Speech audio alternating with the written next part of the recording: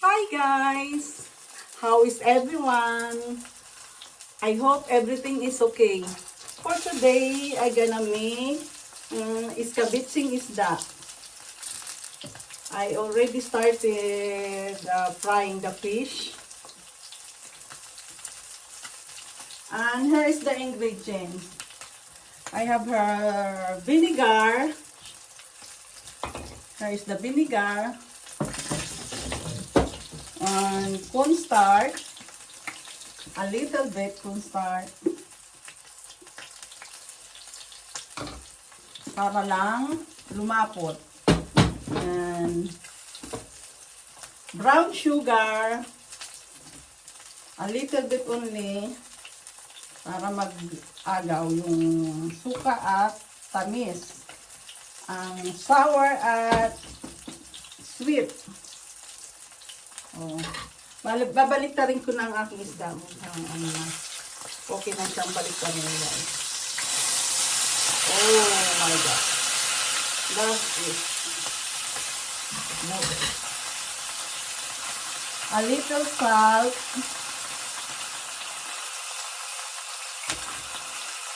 And black pepper.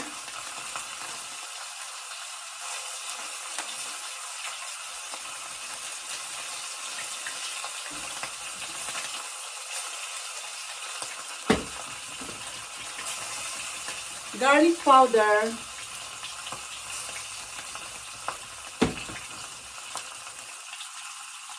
Then, halo-halo. I-mix po. I-mix po natin yung ano niya. Pwede rin natin lagyan ng a little water para dumami yung sabaw. Then, mag-start na tayo mag-fry ng iba pang ingredients.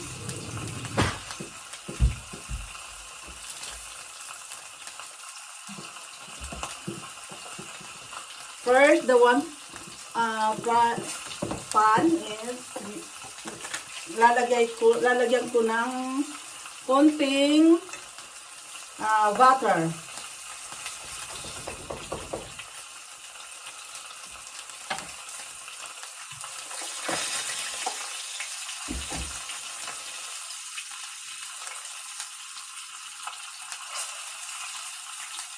By the way, I already cook rice.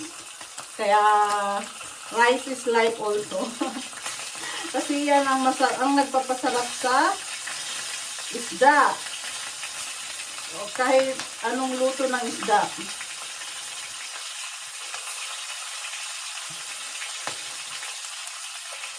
Then,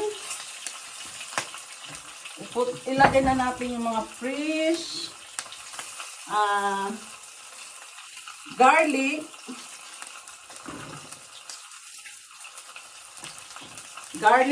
Garlic is life. Di nyo napapansin guys, bawat luto ko may garlic. O diba, may garlic na ako. Kaya, sorry sa mga makakaamoy. Ang importante, masarap kumain. And imber, mga bain, luya na lang, luya. Ginger, ano ba yan? Nakalimutan ko na ang mga sa dami ng language. And onions.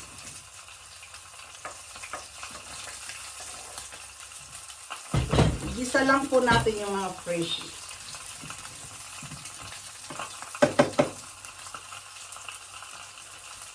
Dagdagan natin ng butter kasi nag-dry.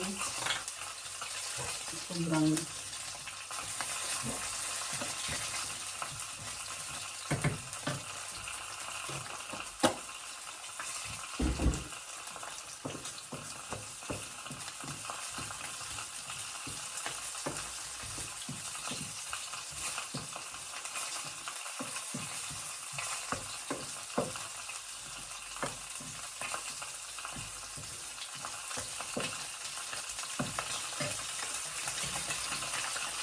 Halo natin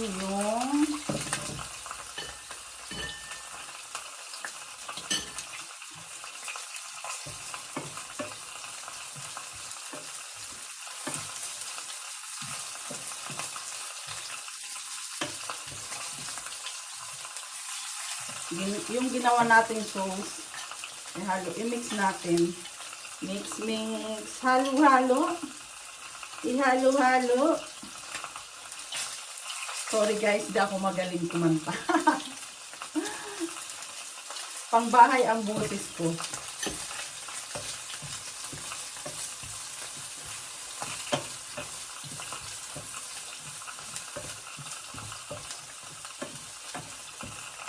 Sa nice.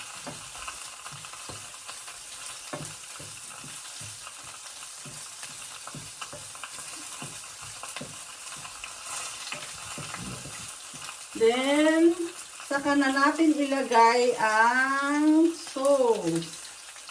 So, ang nilagay kong soy sauce.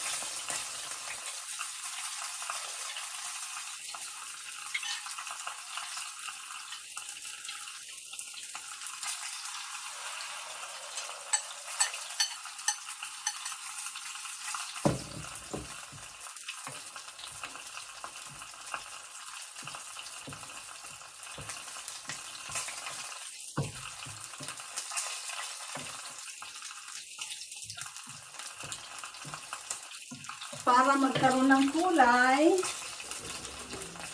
lagyan natin ng soy sauce.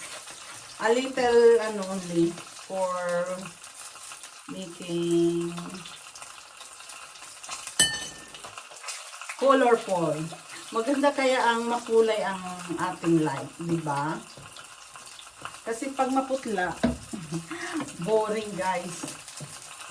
Kaya kailangan makulay. Pahinaan natin low heat. Parang dagdagan ko ng water guys. A little water. Tapos patansyahin lang.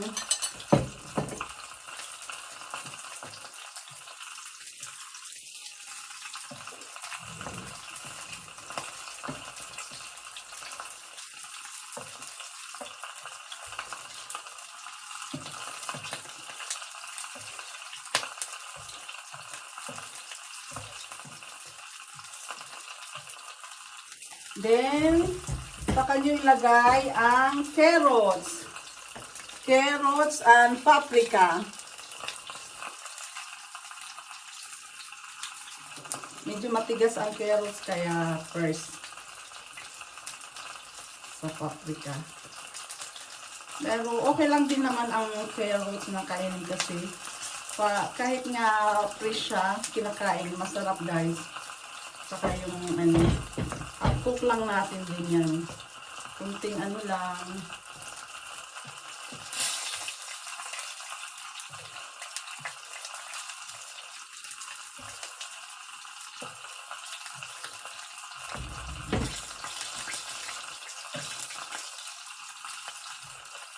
Oh, tamang-tama guys. Today is Friday. Bawal ang karne sa Pilipinas. Parang tradisyon na yung old tradisyon. Bawal kumain pag Friday ng karne, kailangan gulay or isda, fish. Basta bawal karne.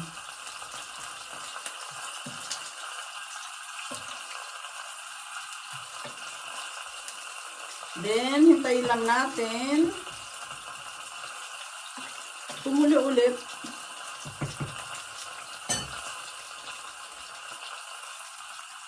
Saka tikman. Yan, pwede na tikman.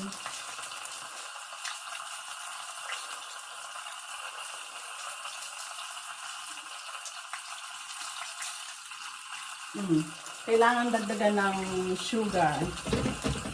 Kasi yun, nalalasahan ko pa ang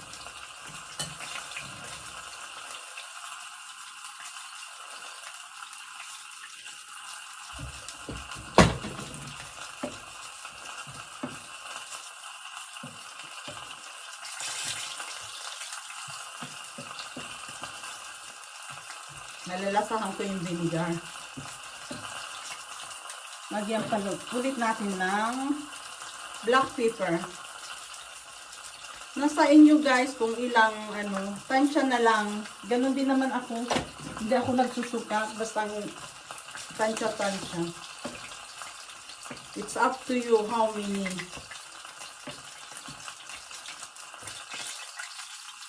How much pala. How much black pepper? Kasi how many.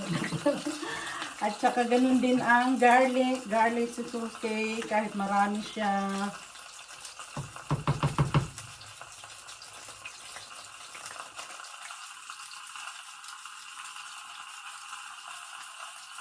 Kasi yan ang nagpapasarap. Garlic powder. Basta garlic.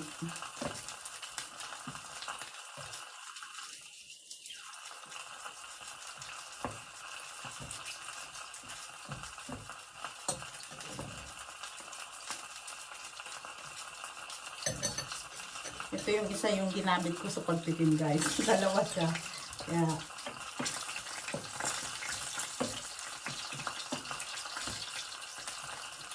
Mukhang tapos na ang ating isda. Fried. Oh, perfect guys. Kaya okay na. Pwede ko lang patayin. Turn off the heat.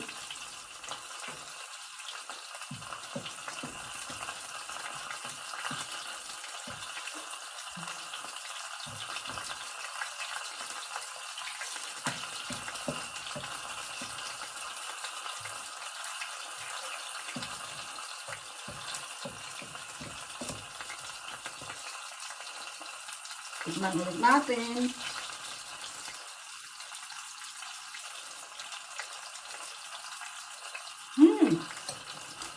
Okay.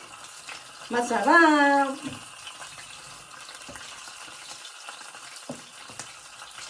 Then, kuha na natin ang lagayan.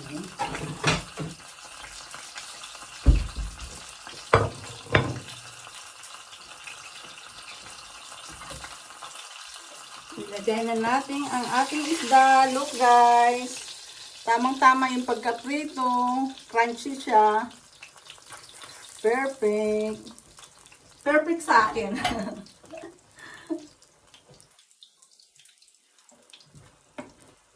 Then, okay na yan.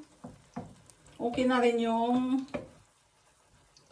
ating sour sauce. Sweet sauce.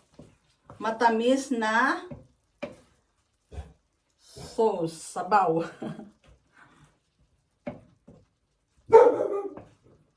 Look guys. Diba makulay? Then saka natin ilagay sa makulay.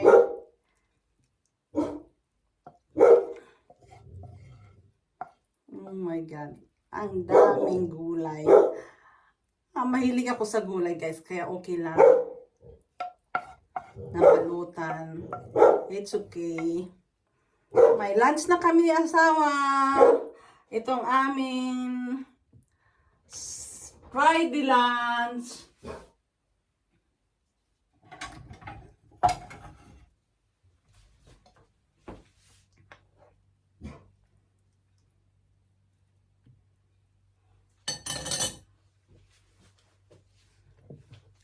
Look guys. Oh, diba? Sarap. Yummy. Escabecheng isda. Escabecheng fish. Gisong hai samili. Thank you for watching guys. Please thumbs up on subscribe below. Pwede rin mag-comment kung anong gusto nyong lutuin ko. At kung ano yung mga niluluto nyo. Thank you guys for watching. Have a blessed Friday. Bye-bye.